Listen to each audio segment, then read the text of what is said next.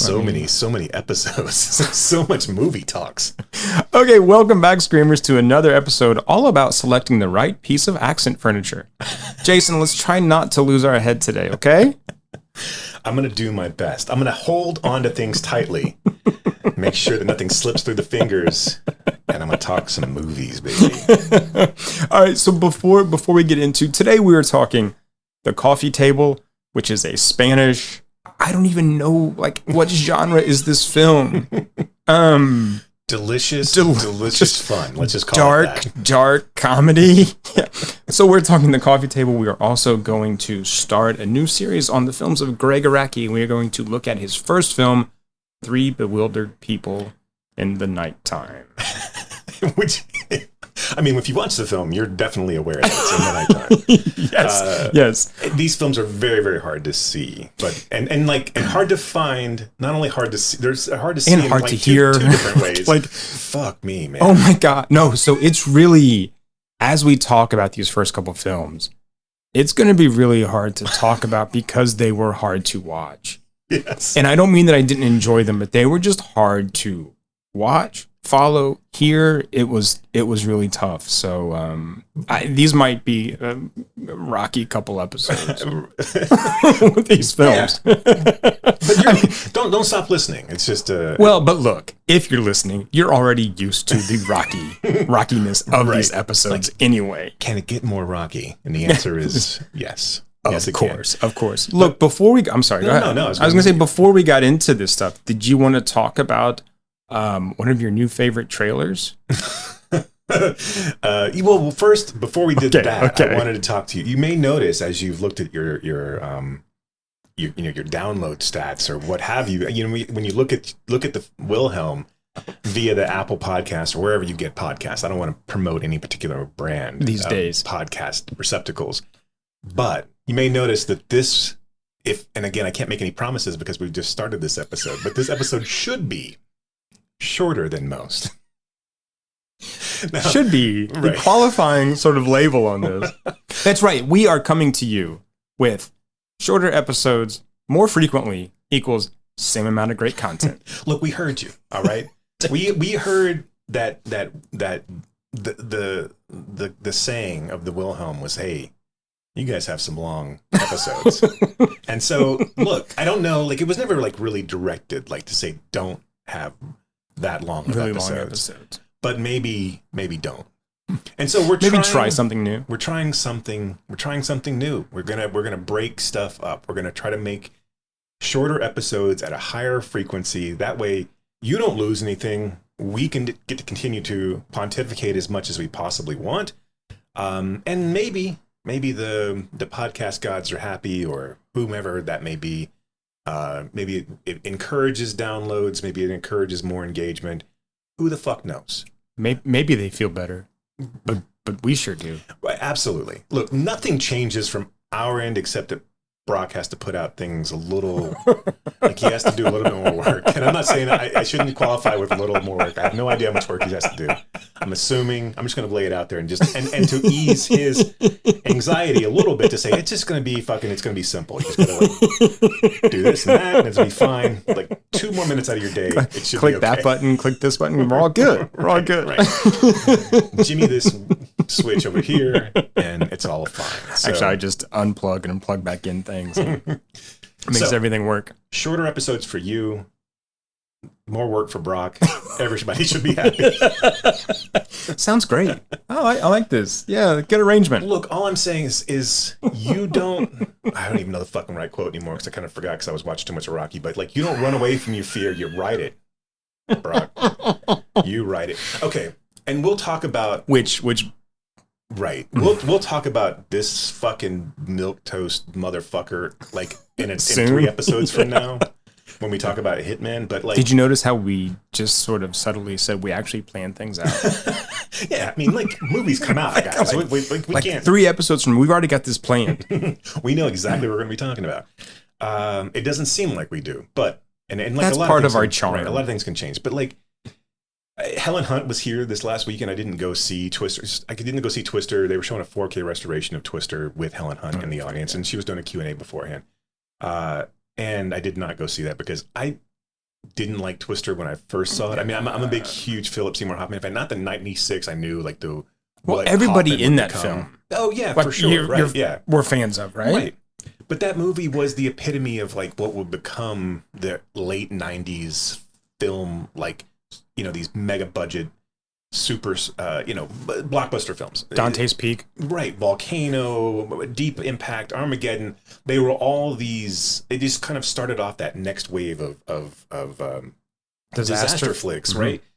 And I mean, it wasn't terrible, but it wasn't good. And again, it also came out like I think like right around the same weekend that Mission Impossible came out, which is, you know, one of De Palma's finest. So like, yeah. It's, you know, it weirdly, like, I don't know. It's weird to me sitting in a theater like 28 years later and having people feel like they're actually excited for a Twisters or a Twister 2.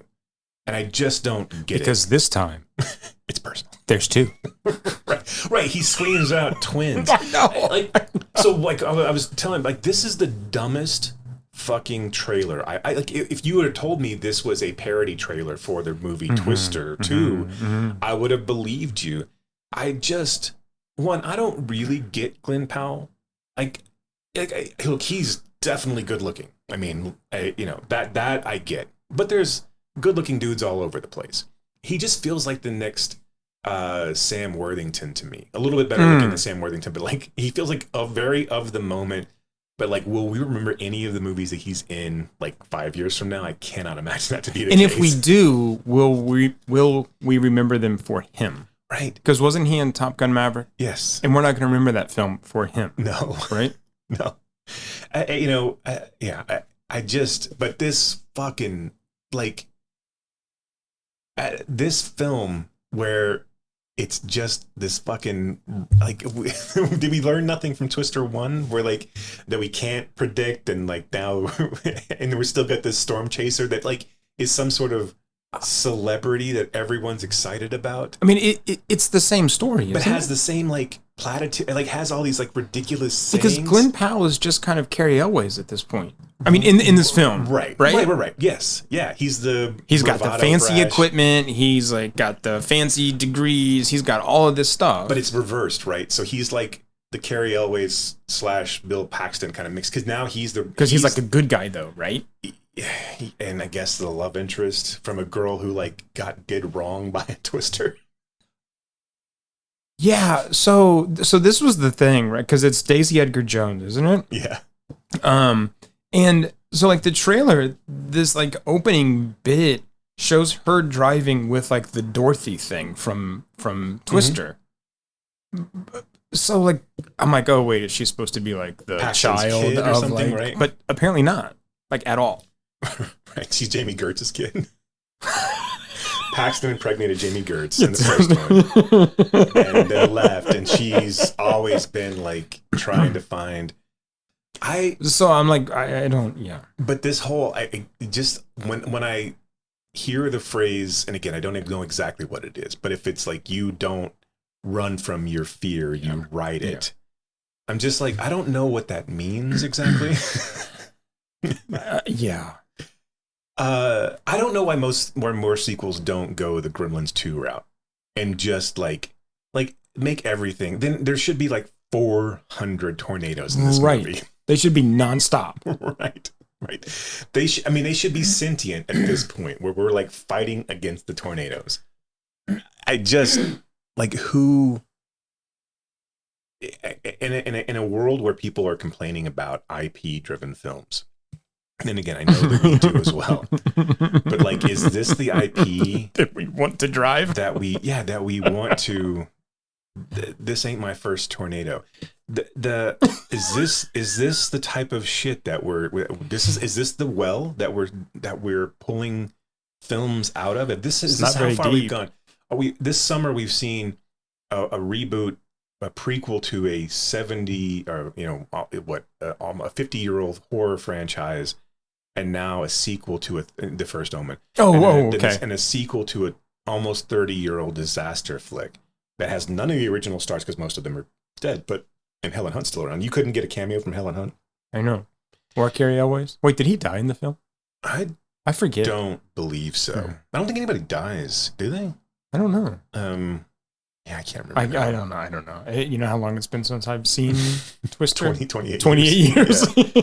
I'm sure I saw it when it was on HBO or like just in general. Like I'm sure that I've seen it in its video release, but like, yeah, it's not something that like if I'm revisiting an early Philip Seymour Hoffman film, it's When a Man Loves a Woman, and then there's plenty of other Bill Paxton roles you can dive into.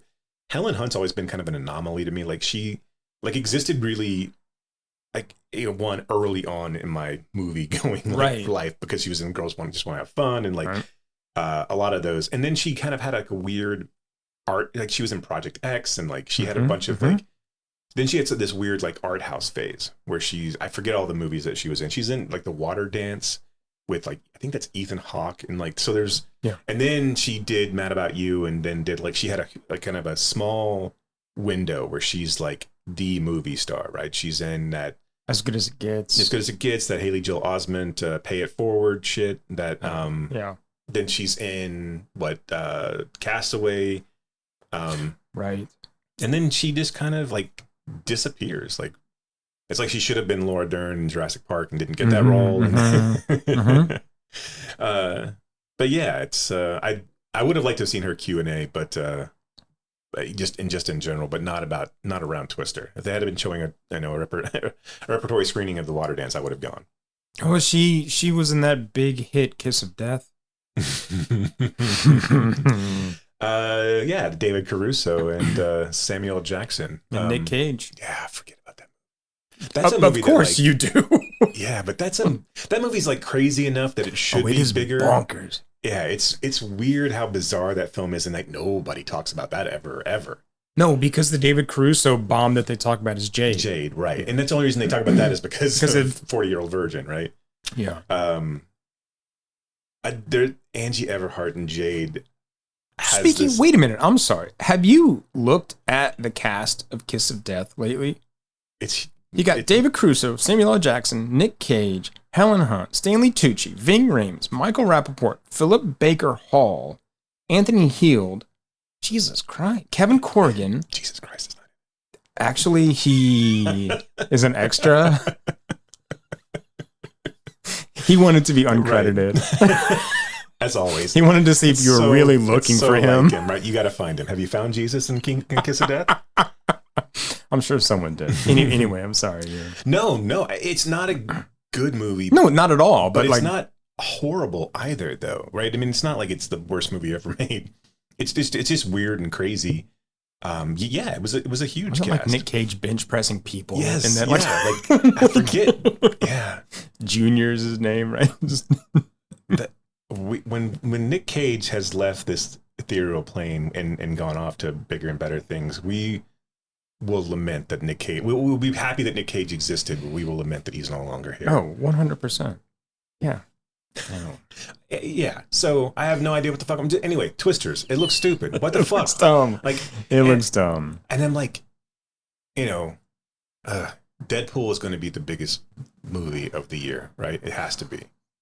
And I can't imagine really that people are going to be. I mean, like, are people going to be really excited about Deadpool versus Wolverine or Deadpool Wolverine or whatever the fuck it's called? I have no idea. I mean, I have no idea. Like it like because one, like just that you kind of have to have seen Loki, like because it ties into like time. It variance. Does. Yes. Oh, see, fuck this. Like, why do they make us do homework for this right. stuff? I mean, look.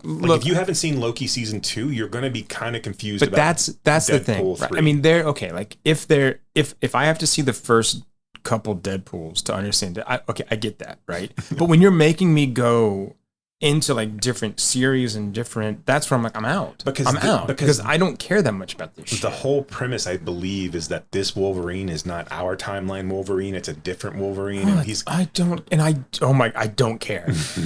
Whatever bullshit you were just talking about, I don't care. Like, I get it.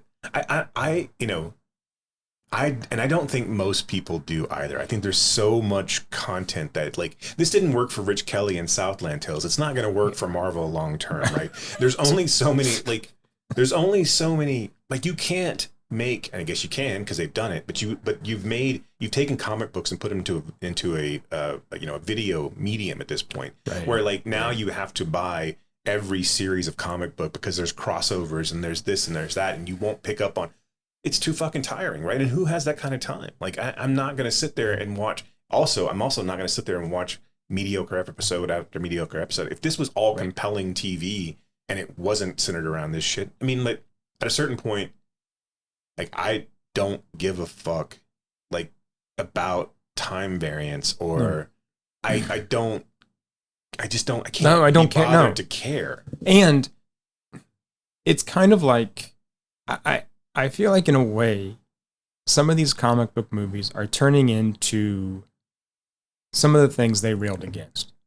Right. So if you think about comic books or some of these films as anti-elitist, well, now you're sort of taking the place because you're like, oh, well, you haven't read Red Rider number 34, the one done by Frank so-and-so. Right, well, right. Then you don't know like this. And so it's now become like inside baseball. That you have to have gone so far down this like rabbit hole to understand these films and enjoy them. Or you're almost scoffed at then by the fandom. Right. I mean, no, it's like when somebody says like, you haven't seen Godar's early work. I mean, people hate that shit, right? Right. Absolutely. Well, and it's the same thing here. I mean, I sound like I'm making jokes, but I'm actually just like, what the fuck? This makes no sense to me. Right. And this is what this podcast, because again, we're going to talk about Araki's early works, and now you can say at least I've heard of them. Because we're here for you. Right. We're here for you. So when you go to watch A White Bird in Winter or whatever, you'll understand where the history of Araki. Right. I was doing some reading, and that right after White Bird was out, he didn't ask me anything on Reddit. And so there were a bunch of people like asking just different questions. It got me actually pseudo interested for a Shailene Woodley film. So I have not seen White Bird in Winter. So I haven't either. And I would not have even been able to tell you that he directed. No, I wouldn't have either. I had no idea. I was going through stuff and I'm like, okay, I've seen, because there's a lot of stuff of his I've seen, and I'm really excited actually to go back and like rewatch a lot of this stuff too. But then I was like, oh, I haven't seen a lot of this stuff too. And I'm like, he did that? What the fuck? Like, there's a bunch of stuff that's kind of near the end. Yeah. It's like, it just looks like the flower that drank the rose kind of bullshit. Like it's just like dumb shit, right? It just like the White Bird in Winter just sounds like a terrible fucking movie. God. Yeah. And I know it was based on a book, blah blah blah, but like, but still, it's a stupid fucking title. Like it's okay, right? It's like I recently read a really good novel by a like Turkish American writer, I believe, and it was called White on White, and I just rolled my eyes. Right? I mean, it's a great book, actually. I mean, you should read it. I can't pronounce her name, or I would tell you what it was, but I'm just like, what a stupid fucking title. I just think it's dumb, right? So yeah, cash on Johnny. I mean, cash. Fucking Deadpool 3 will be that. Yeah. Like, what else is coming out? Like that's gonna be? I can't even name the shit that's coming out anymore. I mean, I know what's coming out that I want to see, right? I mean, those are the things I'm already excited about. I'm excited about Maxine. I want to see Longlegs. There's a lot of horror that I want to see, but like, and there's other shit. I mean, like that's been like I don't know the exact dates, but I'm excited for. Housekeeping for Beginners is on Peacock, by the way. If you haven't, I need to sit down and actually watch that. And if you are hearing this and it's not June 26th already, make sure you come out for Of an Age because we are showing that, and we've already talked about it. But it is a wonderful, wonderful. And we're going to keep talking about it because it's really fucking really good. Yeah. And so is Housekeeping for Beginners. So I definitely highly recommend that. So, and we'll talk about that probably on a future episode as well. Yes, 100% we will. All right, fuck Twisters. Yeah, are you ready to talk about coffee tables and why you should buy wooden coffee tables, not glass coffee tables? Y les aseguro que esta mesa, por diseño y por su nivel, les va a cambiar la vida a mejor. Les va a aportar felicidad al hogar. Es una mierda.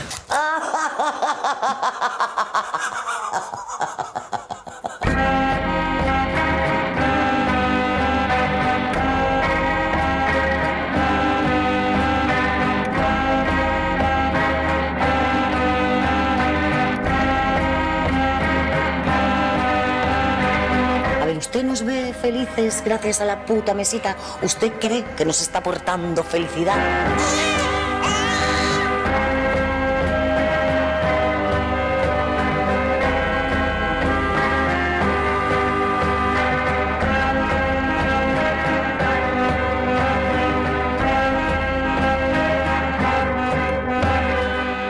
¿Todo esto por la mesita? ¿En serio? Te está pasando, All right. Jesus and Mary, Jesus and Maria, are a couple going through a difficult time in their relationship. Nevertheless, they have just become parents. To shape their new life, they decide to buy a new coffee table, a decision that will change their existence. Or ended. What's the name of the director? I don't know.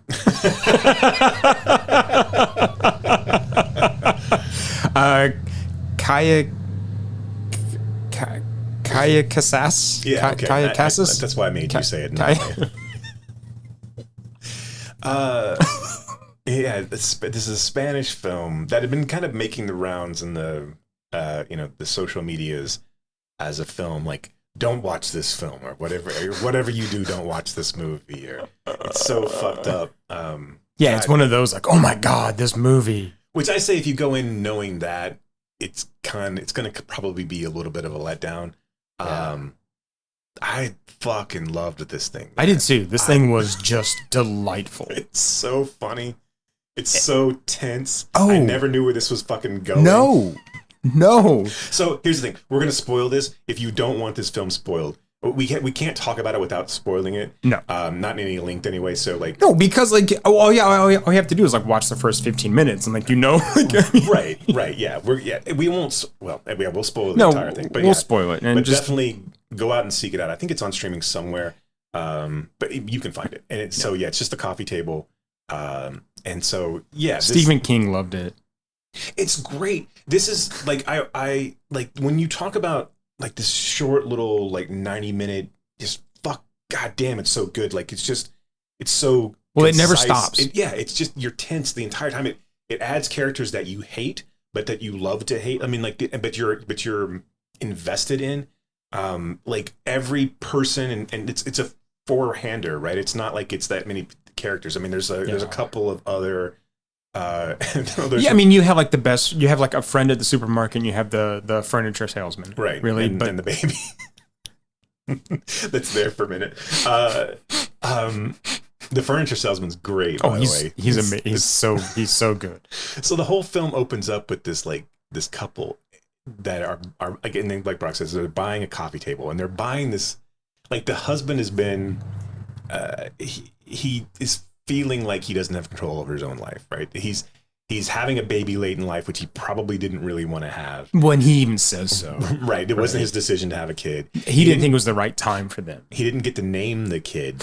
And he hates the name.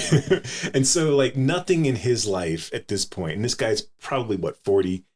I feel like they're both close. 40s, or like maybe he's mid 40s, right? And the wife is a very strong-willed wife, right? And so I don't want to say this guy's like henpecked, because she just doesn't take any shit, right? And you get the feeling that he has some shit to give, and she just doesn't. Right, and one kind of gets the impression too that he's along for the ride for the most part, but now really only like kind of feeling that like. A lot of shit that this, and so he hit the one area where he feels like he can put his foot down. They're redecorating their house. Is this coffee table, and it is. He said, "You told me I could pick whatever coffee table I wanted. You picked all the other furniture. You said I get this." And this is a coffee table where the two legs are naked women that are arching their backs to hold up the table. It almost like rests on their breast. They're basically like erotic caryatids, right? I mean, It's a glass table so you can see the legs through it. And this furniture salesman is pitching them as this is the finest of coffee tables. It's unbreakable. The glass is unbreakable. It's unbreakable glass. This is this will last you. This is an heirloom piece, and so the woman's like not having it, and Maria's not having it, and she's like, So this is the best of the best. So this is the table you own in your house. It's like, oh no, I can't. This is talking to the salesman. He's like, oh no, I can't afford such extravagance. And she's like, oh, so it's not a very good deal. It's like, no, it's a good deal for how much you're spending. Like, it's a good deal. Like, but I can't afford that type of thing. This is not, not for me. But it is. You're getting a good deal, and this is an heirloom piece, and it'll last you a lifetime. And so, she relents almost in a sense of like, I'm gonna fuck with you forever. This is another area where I'm just never gonna let you live this down. Right. And so they continue to argue. It gets delivered to their home, and he starts putting it together. And she has to go out. She's going shopping. She's going shopping because his brother and his new girlfriend are coming over. Yeah. And they've already been talking about how he, his new brother's kind of a pedophile because he's dating an 18-year-old, and so they're going shopping, and she's like, "Tell me what kind of wine you like," and he's like, "I don't care, just get whatever." And it's like, "You're you two are only once are drinking it, so just tell me what the fuck wine to get," basically. And so he's left with the baby. Now, the table has not been put together yet because he's missing a screw. To hold it to where the glass won't wobble. So the glass is on its side. And the baby starts crying, and he drops the baby. He's holding the baby, and we don't see it. Yeah. All we do is hear the crashing and the breaking of the unbreakable glass, and the head, and the you just head know. Rolls off. You know exactly what happened at that point. Well, you do hear like a ball drop in a roll. Yeah, but that's what I mean. Like, but you don't see anything. You're in a different room. The baby immediately stops crying because it can no longer cry that's what happens when the head is severed from the body.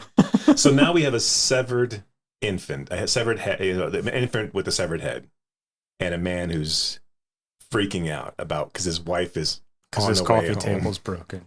And he's got just a brother. bought. Right, his unbreakable coffee table is there. I mean, it's just. And then so wait. Can we go back? Yeah. Can we talk about Ruth? Yes. Yeah. Ruth cracks me up, right? So they have this neighbor. This woman with a daughter named Ruth. Ruth is like 12. Yes. Right? Yeah. And she has this little dog. But they run into them. So he's bringing the coffee table upstairs, and they run into the family. And the mother, Ruth's mother, says, "Well, don't mind Ruth. She's upset with her boyfriend or whatever." And Ruth goes on this like thing about her boyfriend. Oh, it turns out that she has this crush on Jesus, and that she tried to kiss Jesus in the elevator, and he was like, "What the fuck are you doing?" But of course, in her mind, they're having this like passionate affair. Right. And He gave her a book of poetry. Yeah. And he was like helping her out with the school project. with the school project, and she like misconstrues on this too. They're having this passionate affair of love, and she's like, "You need to tell your wife about us." And he's like, "What the fuck are you talking about?" Just like over and over. It's like, "You gave me a book of love poems." He's like, "I was helping you out with the school project." The project was about love. I was like, "I gave you a book of love poems." Yeah. But she comes back into play later when she's like, "I will be there this afternoon to tell your wife." So the wife comes home, and so basically he covers it up. He puts the baby in its bassinet. He like cleans up the blood a little bit. He leaves the head under a chair because he couldn't bear to take it out from he couldn't bear to grab it. So the wife comes home and his hand is cut on and so basically he says, the table was broken when I was putting it together. I cut my hand, so that's why there's blood everywhere. And she's just fucking loving it because the unbreakable coffee table is now broken. He's hurt himself, and this is all like perfect comeuppance for him for choosing this ugly ass expensive coffee table. And she fucking just won't let it go. She's just like digging into him and like, I mean, she even says like, "I can hold this over you forever now."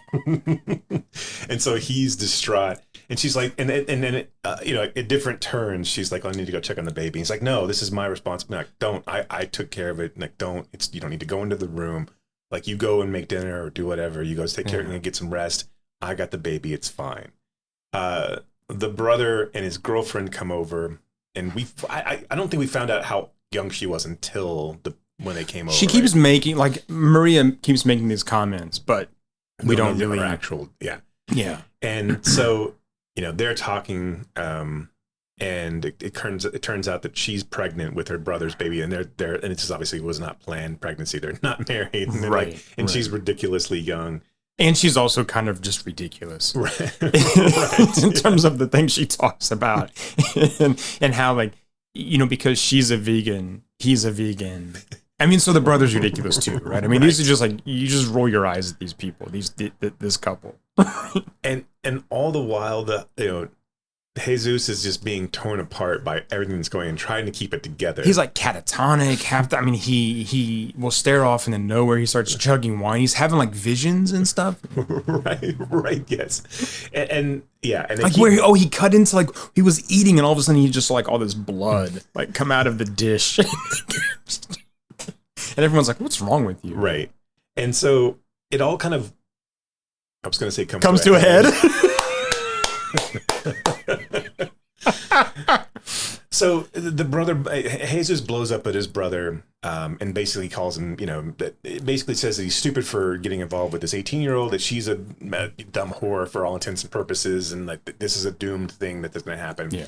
And he goes to go check on the baby. Willie goes into the bathroom, and he's got these pills, and he's about to kind of take a bunch of pills and jump out of the window. Right? He's recording a suicide note, yes. And that's what his brother hears. And then his brother walks in the bathroom. He's like, "What's going on? What the fuck is going on?" Like, who was that? Who was that message to?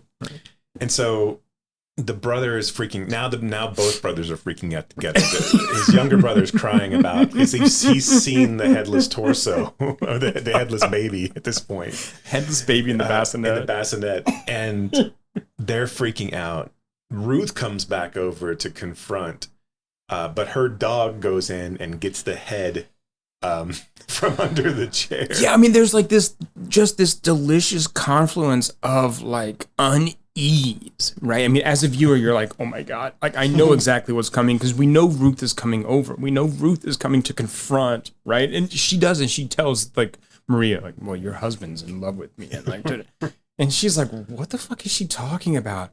And everyone is just kind of like getting ready to like blow up and boil over, and then the dog goes and gets his head, and everybody just fucking loses it, right? The girlfriend starts puking. Right? Ruth is like like completely like freaking out, and the men are like just like, oh shit, right? Right.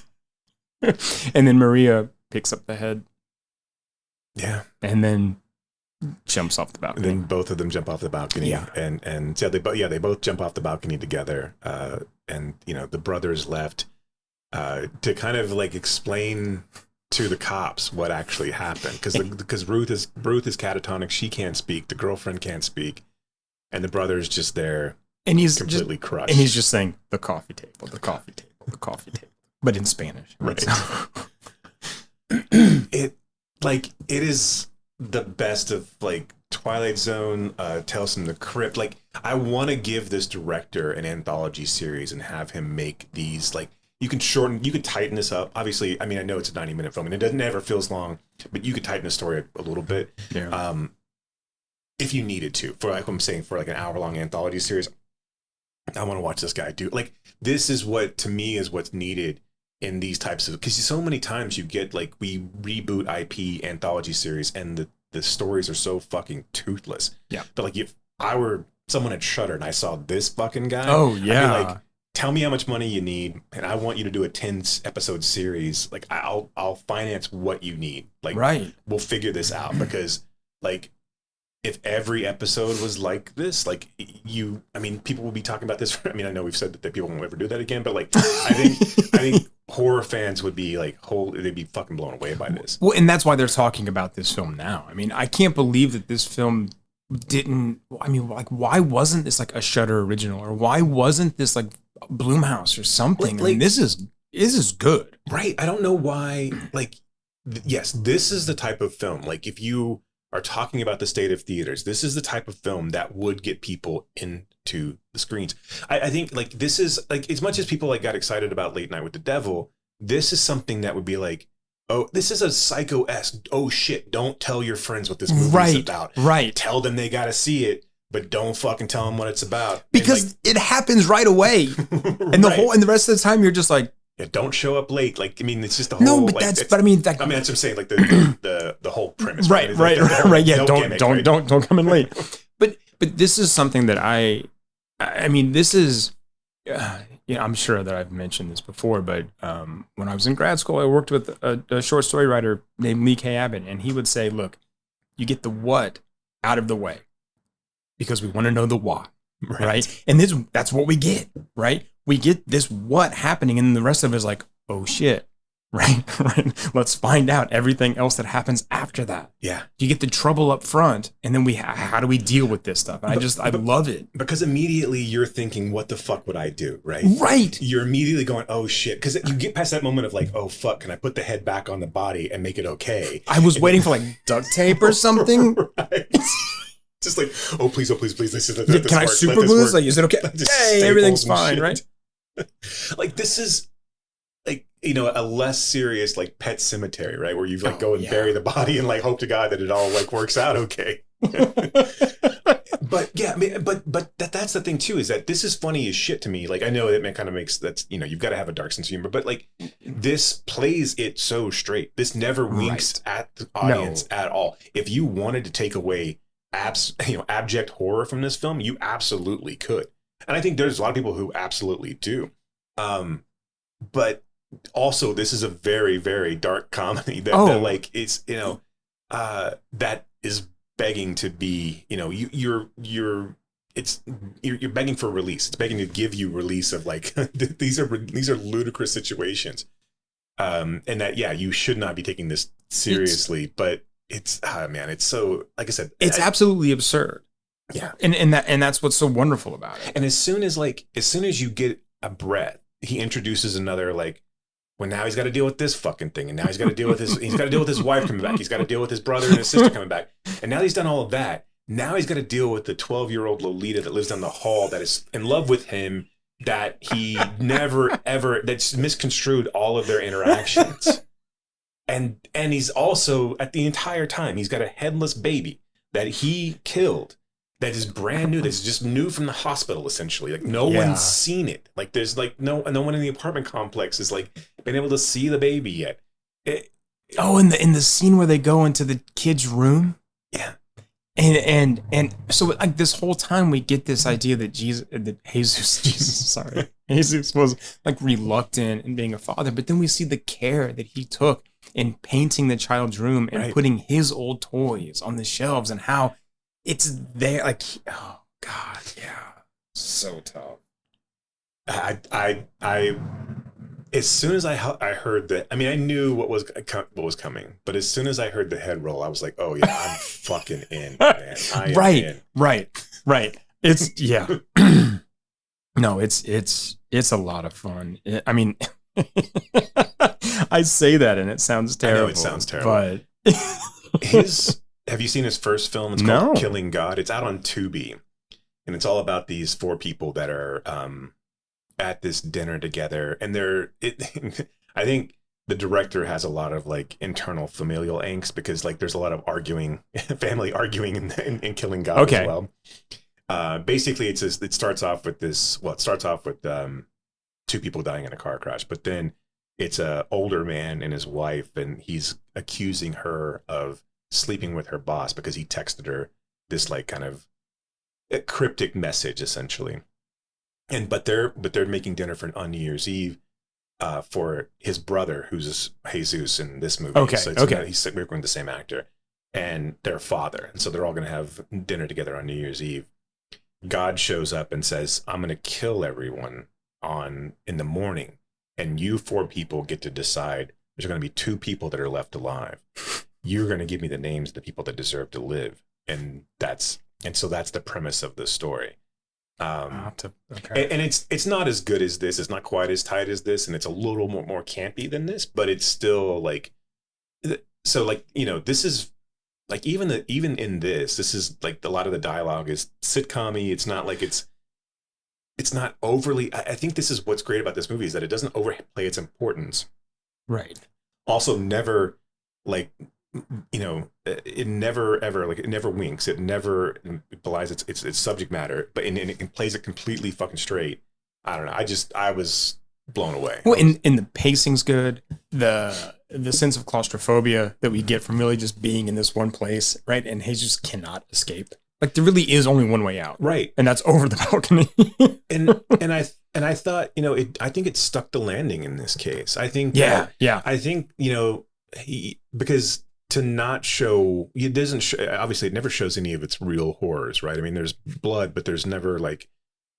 You never see the head. You really only see the baby, and like it's never gratuitous in those senses. It never like makes the audience completely recoil or get angry at the film. Right. You hear stuff, and so a lot of it's left up to your imagination, but it doesn't like you're never given the visage of a headless baby on screen. I mean, we don't need it. I mean, that's the thing. That is not the horror necessarily. Right. It's like, what do we do? But it also never. It doesn't cop out on the end. It gives you an ending and gives you a resolution for all of the characters. And I think that's important, regardless of that's how you would have ended it or not. I mean, I think it's a good, because I think a lesser director would have just kind of left it open, right? Yeah. Left it where all of them are kind of sitting in the room together, not knowing what to do, and then you cut to black. I think having the cops there, having the aftermath of it all, I think it was a good choice. It's so good. I'm not going to say it was fun again. But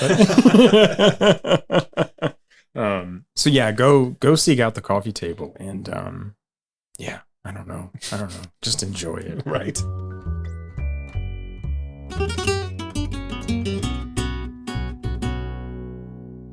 Okay, should we get into Gregg Araki? Well, we have no other choice. We said we were going to.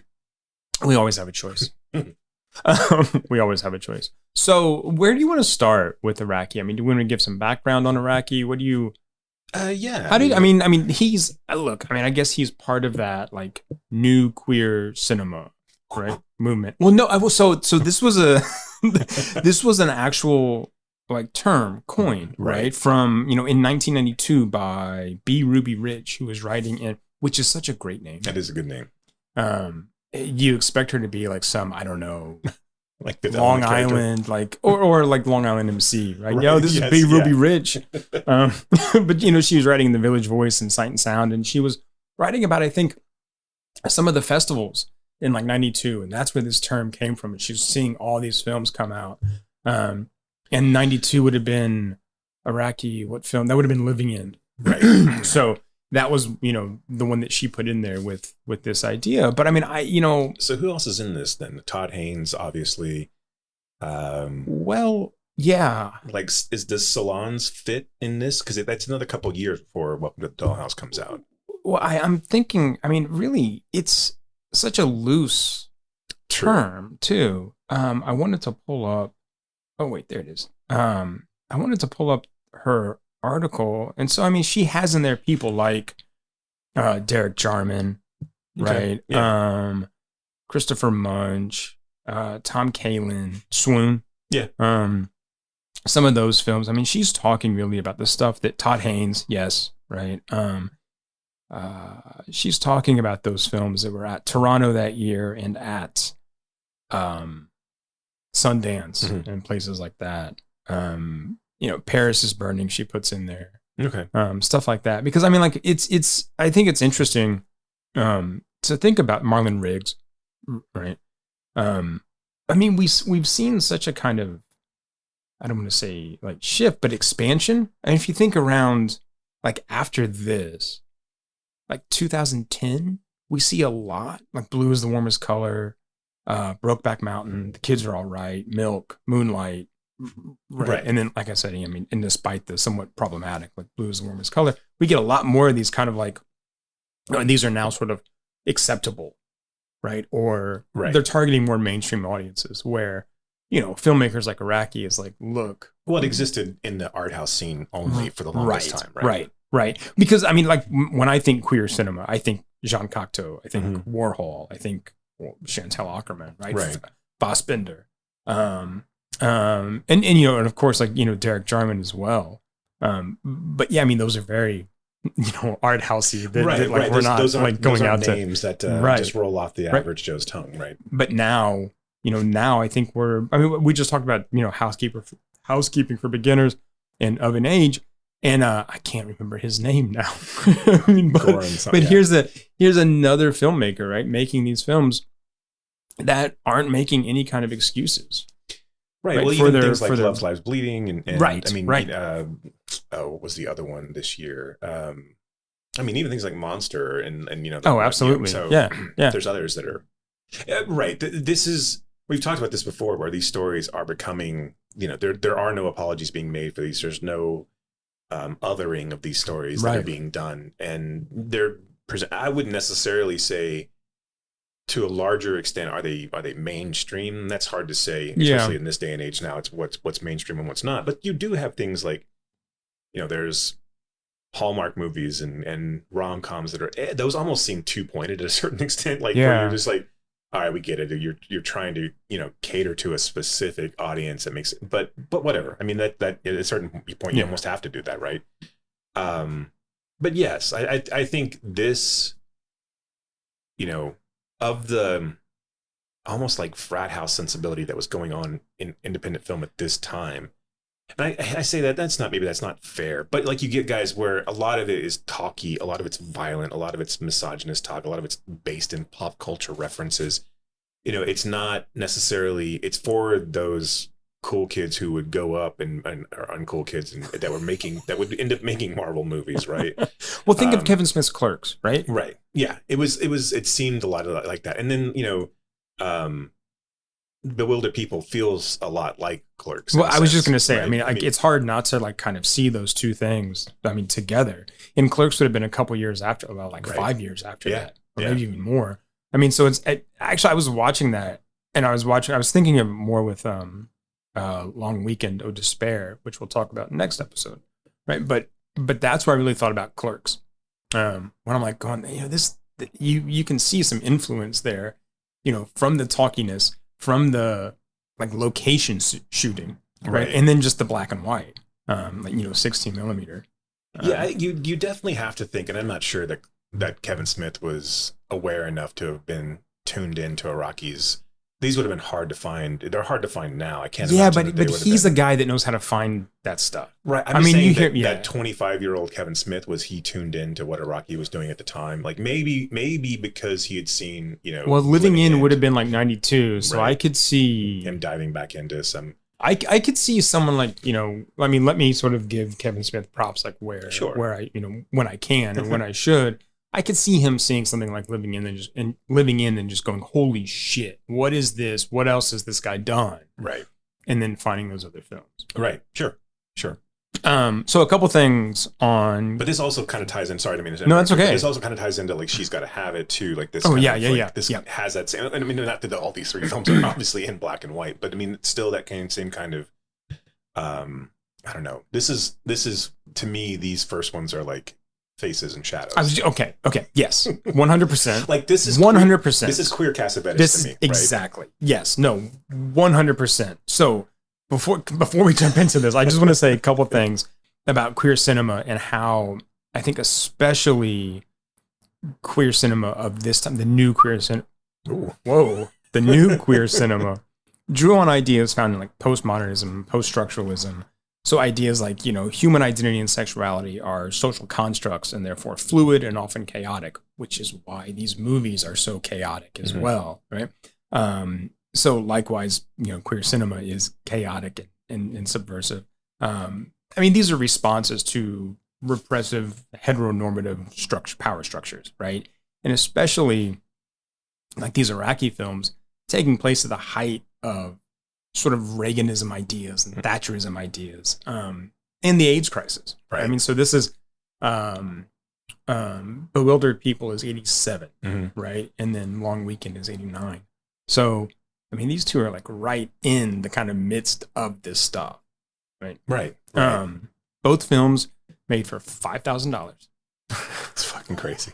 Shot on 16 millimeter, hand cranked or spring wound Bolex camera. So that means that each take, he only had like 26, 28 seconds. That's fucking nuts. Yeah. Man. Yeah. And what I love about, and we'll get more into this, but so like each scene is like 28 seconds. Right. And he's even said this, but his camera kind of stares.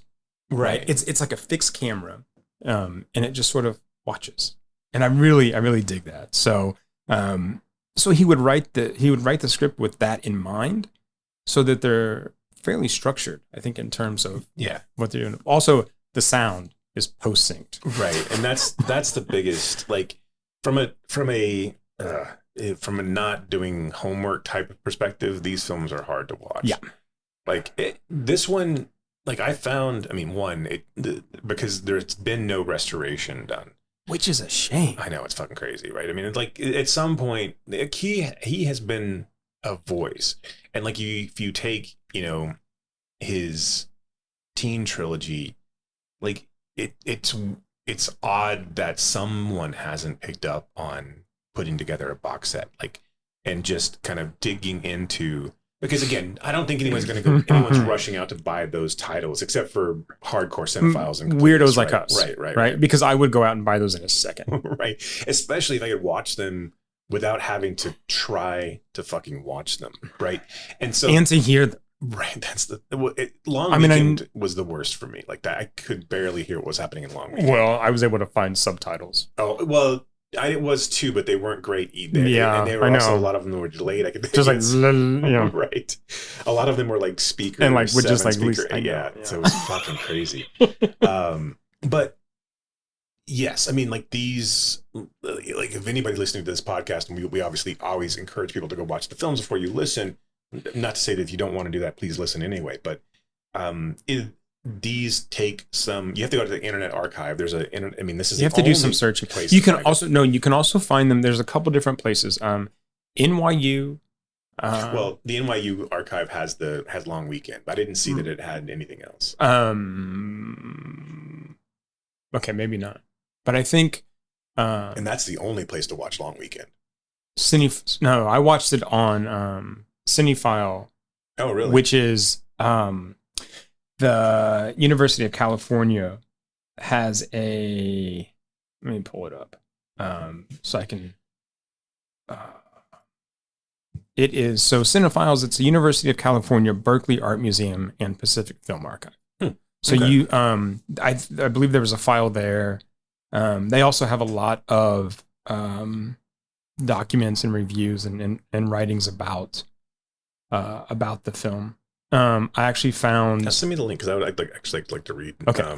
Yeah, I actually found Araki's own sort of press kit for the film. Yeah, they have that stuff there. So yeah, I'll send you the link. I'm pretty sure they had a video file there as well, and I could be wrong. And if I'm wrong, I'm sorry. But yeah, I thought. No. But anyway, I mean, like the Cinephiles at the University of California. It's a really cool resource that I wish I would have known about earlier. So, but I don't even think these were ever probably outside of bootleg VHS copies. I can't imagine these ever being released anywhere else. Like which one won an award at Locarno? That was it. Long Weekend? Yeah. So I mean, but that was it, right? Right. I mean, those are like the only places it was played. And I mean, if they're made for $5,000, it's not like he had a ton of money too. When it's so, I mean, you talk about guerrilla filmmaking, right? No permits. He's just out there on the street, just doing stuff, right, and it's just him. Yeah, and his actors, and so the first one's a 3-hander, the second one's a 6-hander. Yeah, and of course you're gonna get extras but he's going to the AM PM and the 7-Elevens and like laundromats, sitting in diners, right? Filming outside of a Guitar Center, mainly because like in LA because the signs look cool. Essentially, it's giving him cool set. Like that's but that's really about it. You want to give us a rundown of what the film's about? I do actually. So this is three bewildered people in the night, 1987. 5 years old, and I have no fucking idea where I'm going. I have no direction. I'm lost. Shit.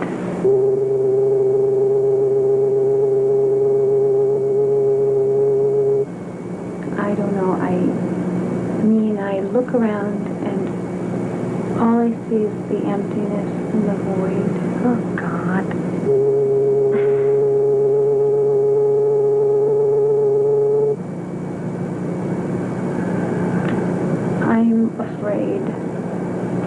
I'm afraid that maybe there really is no point or no meaning to anything. Oh, fuck. David, Craig, and Alicia are a triangle of young lovers who find angst and despair as they sort out their feelings and sexuality in a late-night coffee shop. It's not only set in late night coffee shop. I was going to say, it's very rarely actually set in a coffee shop. I mean, especially because you're doing 28-second takes. It's set kind of all over the place. But I mean, it's, you know, and it's mostly like in people's apartments and houses, right? Right. I mean, I think we go to the 7-Eleven a couple times, right? Yeah. That's where they get coffee most of the time. Right. In phone booths. We're in phone booths a lot. Right. Yes. It makes it easier to convey, right? I mean, Yeah. You know, it is a shame that we couldn't like fix the audio and at least clean up the video a little bit, because again, like we've said before, this is a chore to watch.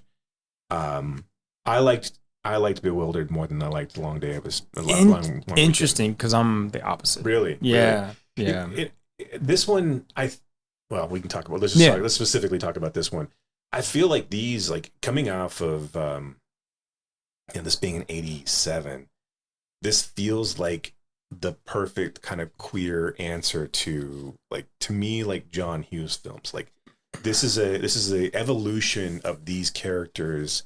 Kind of like John Hughes films never had any queer characters specifically that weren't played for laughs anyway. Right. And again, I'm not gonna defend or denigrate John Hughes at this point, but these feel like a generation that grew up on that type of youthful angst, and then taking that into like this young adult malaise of like not knowing what to do.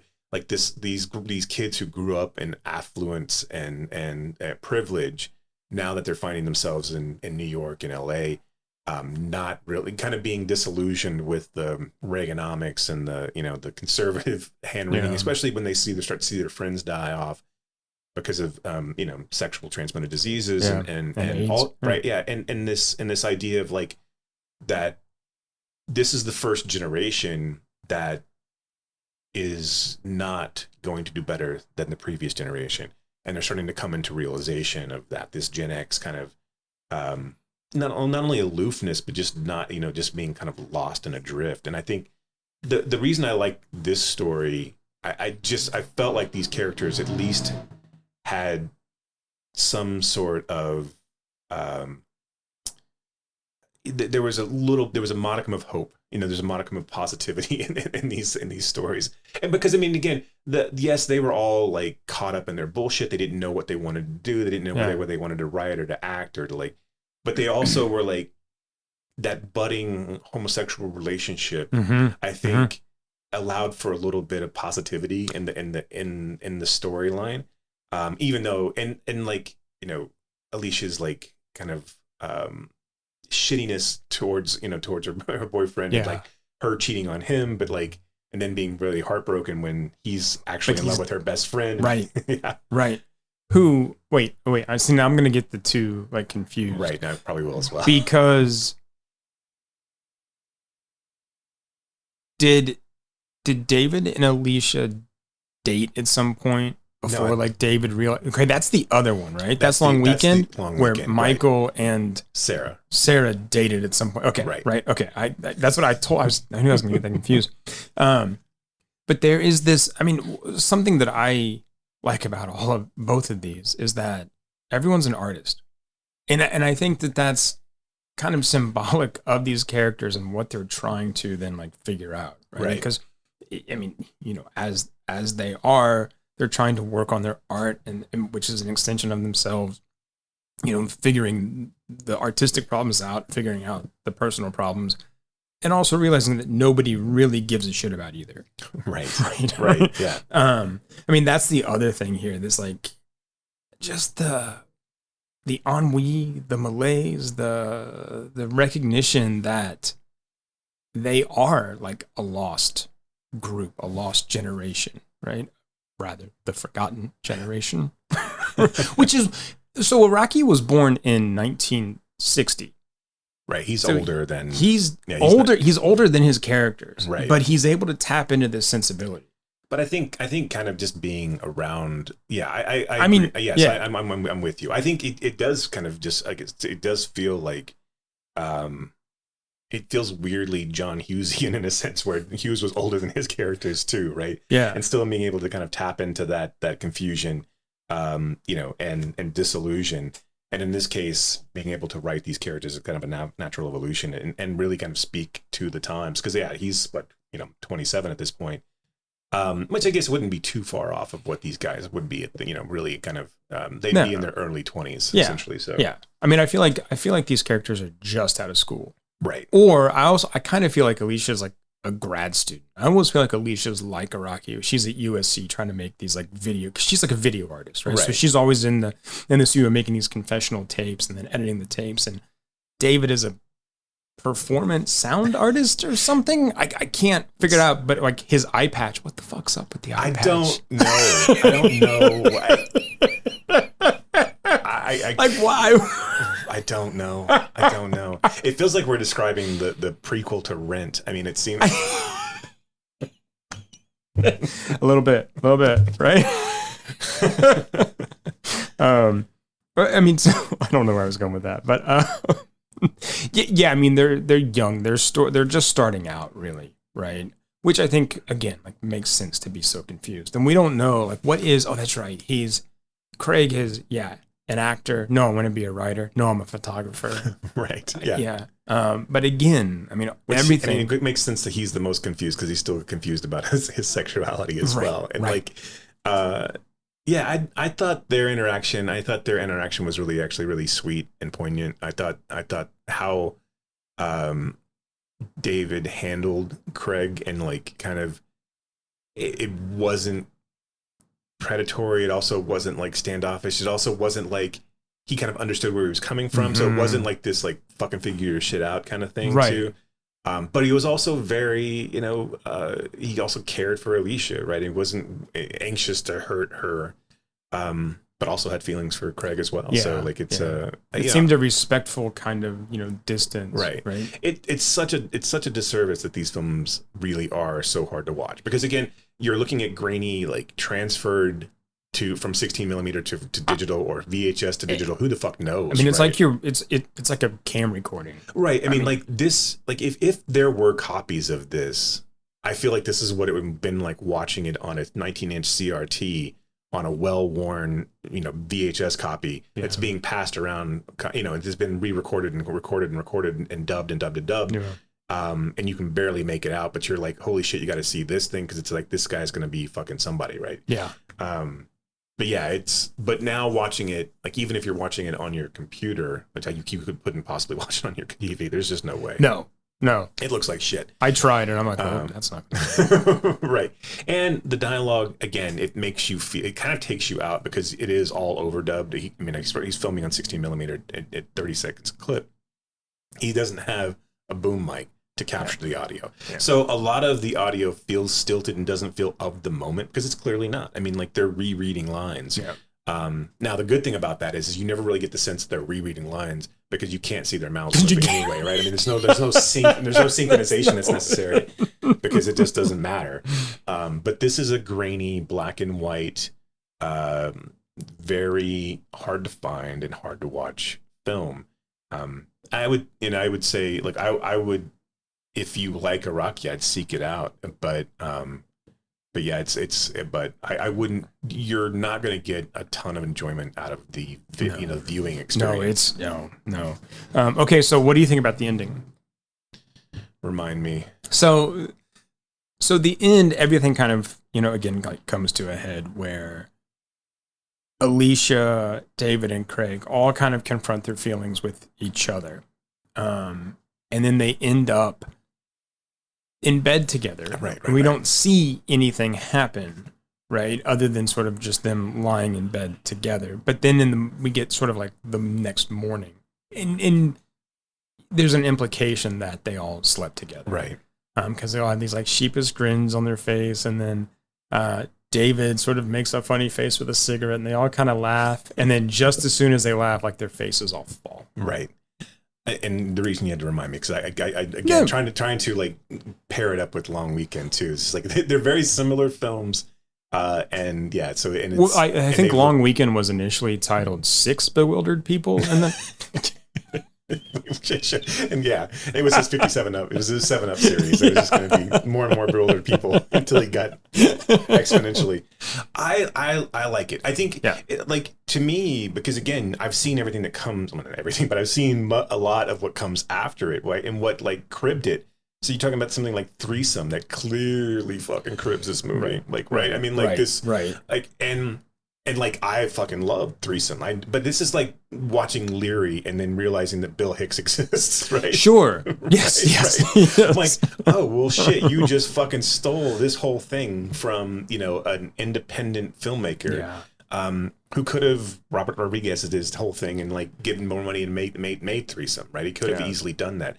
But like, seeing all of this come to fruition later, is obviously disappointing, and I mean, I guess I don't necessarily know if it's disappointing or not, but it doesn't, like, there was no recognition in Threesome to say, hey, thanks to Gregg Araki, or and of course you can't do that without getting sued, but ultimately out of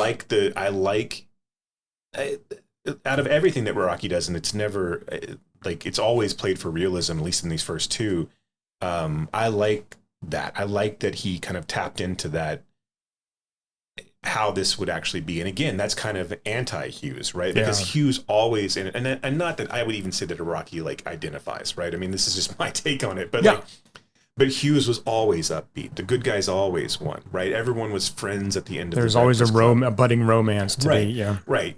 Bender walks off and pumps his fist, and that's a cool Tears for Fears moment, but it ain't fucking real, right? That doesn't happen. That's how, and so, like, the closest that Hughes ever came to a real ending was Pretty in Pink, when she ends up with Blaine, right? I mean, like, but outside of that, I like this Graduate-esque ending of like, we did this really cool fucking thing, and that was sexy and fun and hot, but now we have to deal with the ramifications of like, I'm still in love with this guy, and I've still got obligations to this girl, and now we're all kind of intertwined in a way that we're way too young to figure this shit out like that. Right. They're still just as confused, if not more. Right. And now there's more sort of drama happening there. I don't mean drama in a bad way, just I mean like more things to sort out. Right.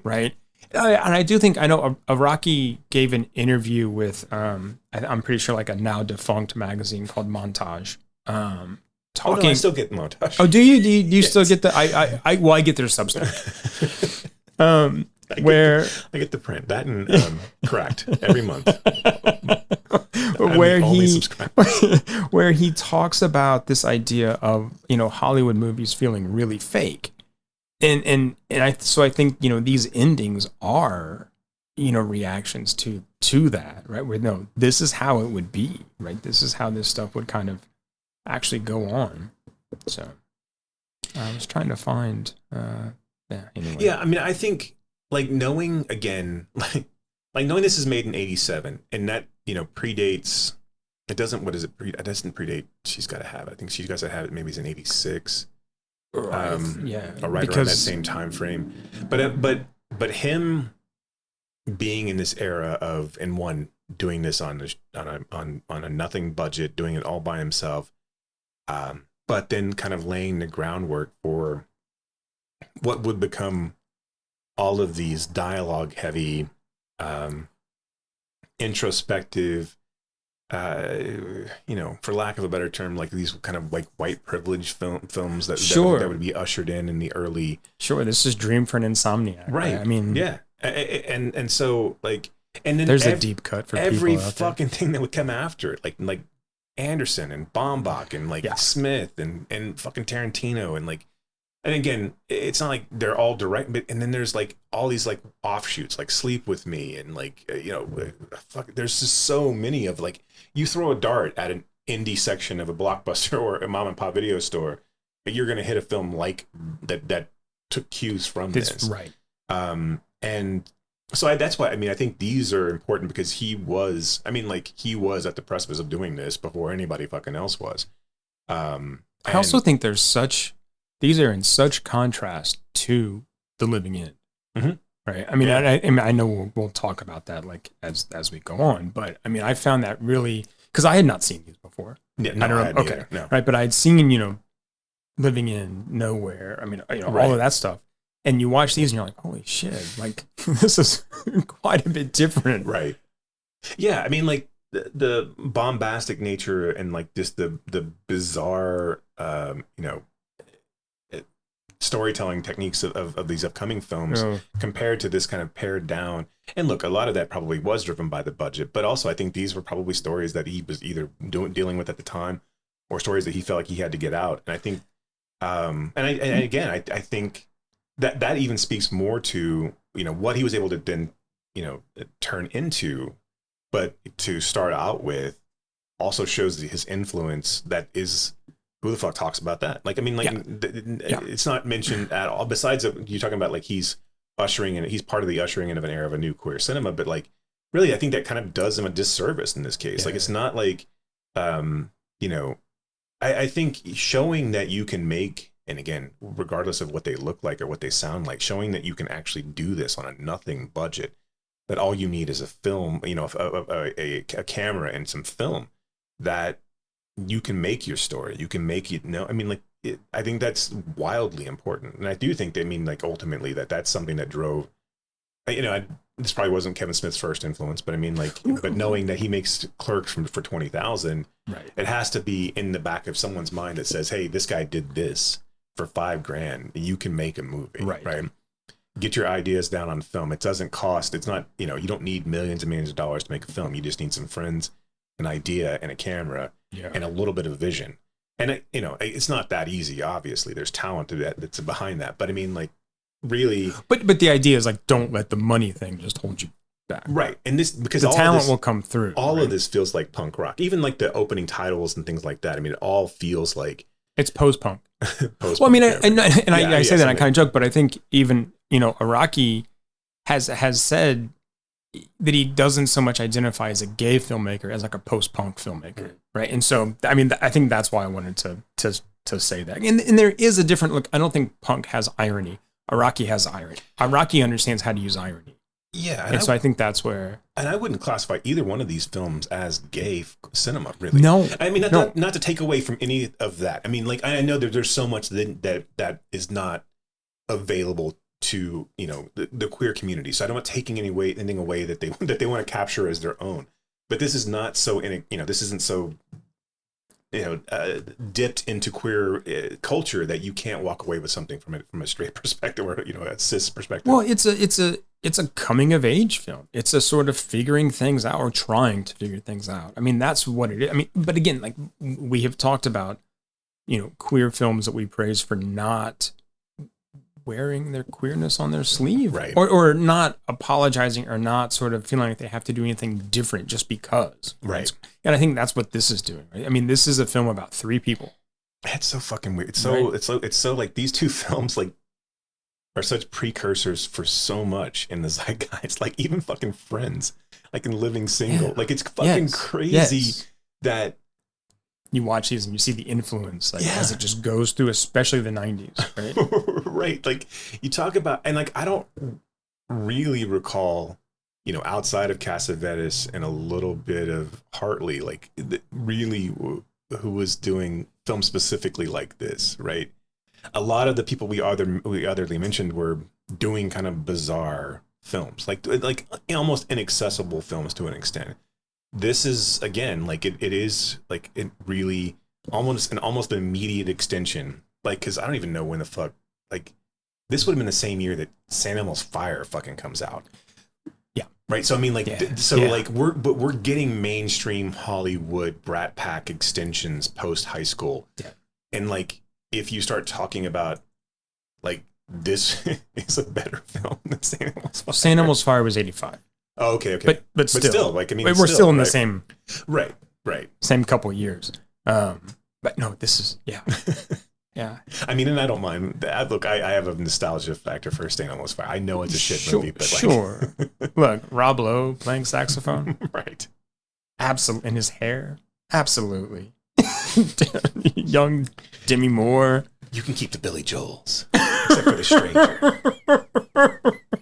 God. Fucking Billy Judd Joel. Nelson, Ali Sheedy, Emilio Estevez, Mae Whitman. Andrew McCarthy. You know, I see Andrew McCarthy now and I just think, what a weenie. He looks like such a little weenie, doesn't he? I'm sorry. I know that that's kind of like, Yeah, you know, no, just, you know, I'm attacking his character because he looks Weasley. Well- But what was the movie he was in? It was a Nick Nolte movie with Michael Madsen and Jennifer Connelly. Well, Jennifer Connelly's like dead body. Mulholland Falls. Oh, yes, And- yes, and yes. he Oh, plays- God, I completely forgot that he was in that. I know, right? But he's just so like weenie in Another that film. movie that Just should have been like should have been better. Should have been a lot Right, better. Yeah, should have been a lot better. Anyway, Yeah, I mean, like he really leaned into. Gosh, he sucked. Like out of all the Brat Packers, and you've seen he's making the documentary, right? Yeah. Like, and I'm actually interested in that because it was just so part of our era, sure, right. And I'm interested to see. Like, I'm a little weary because I'm like, I don't want these guys to be like to not recognize what it gave them and this idea of like, oh, we were upset by being called fuck you, like you weren't, like you were very very happy to be called, like being part of that. Because like you interview John Cryer and he's like, I was Brat Pack adjacent, like all this kind of shit, like whatever.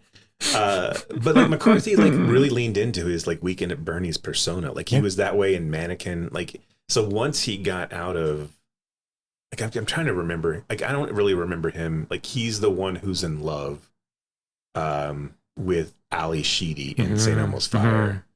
That's so dumb. Fucking Andy McDowell. I hated Annie McDowell for the longest time. I don't know why. She always bugged me. Like in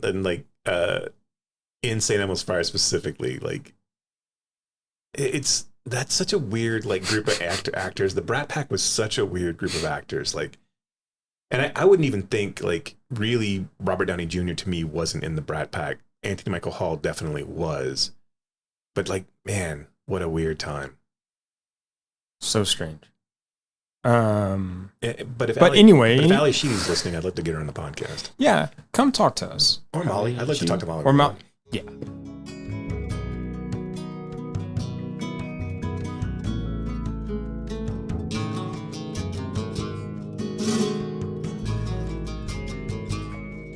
But yeah, I mean, like, I would say if you're a film lover, and again, you know, we do this because we do it for the podcast. I'm not sure if I would have ever like do it for the cast. I don't know if I ever would have sought out these films if we weren't like actually doing it. I don't think I would have just like, I would have given up. I'd be like, oh yeah. Like, yeah. Okay, they're not okay. Fine. They're not well, and I would have given up the first time I tried to watch. Like, okay, no, never mind. Right. Yeah. That's the thing is that I would encourage you to watch them, but that being said, I would understand if you just couldn't possibly get. I mean, I even asked you, like, are we doing these first two? Because like they're hard to find and hard to watch. But so I'm glad. Oh, and I'm gonna pull a curtain back. A lot of times I'd say yes because I want to be the only podcast that's ever fucking talk about. Absolutely. No, absolutely. Absolutely. I mean, there's all kinds of podcasts that will talk to you about the Fall Guy. I don't really care to be that kind of podcast. Talk about the Fall Guy. Right. I mean, we might at some point, but not the one. Maybe, not but that, like, yeah. But like, we'll talk about Hitmen, but it's not like. But I want the meat of the dinner. I want the meat of the dinner to be shit you haven't ever seen before. You need to go out and seek out. And that way, when some schmo in Iceland watches Nowhere, he goes out and does a Google search on Araki, looks up 3 Bewildered People, does a Google search in our episode. There you go. I mean, that's the way. So Iceland, if you're listening, right, we'll be coming to do a live episode soon in Reykjavik. Okay. Anything else you want to say about 3 Bewildered People or The Coffee Table? I mean, these are two films like really worth your time, I think, to seek out and to watch. Look, I mean, they're both difficult watches for different reasons, but yeah, no, I think we've said it all.